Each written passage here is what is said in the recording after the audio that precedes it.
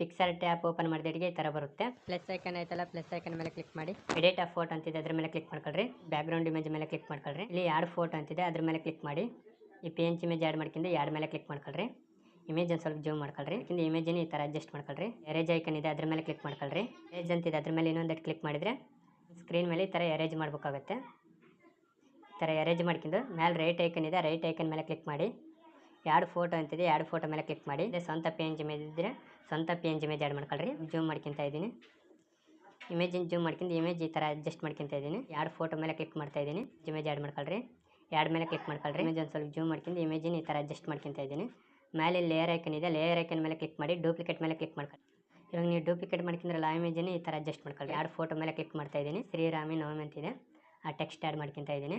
ಎರಡು ಫೋಟೋ ಮೇಲೆ ಕ್ಲಿಕ್ ಮಾಡಿ ಇಮೇಜಿನ ಈ ಥರ ಅಡ್ಜಸ್ಟ್ ಮಾಡ್ಕೊಂಡು ಇಮೇಜ್ ಈ ಥರ ರೊಟೇಟ್ ಮಾಡ್ಕೊಂಡು ಈ ಥರ ಅಡ್ಜಸ್ಟ್ ಮಾಡ್ಕೊತ ಇದ್ದೀನಿ ನಾನು. ಇವಾಗ ನೀವು ಇಮೇಜ್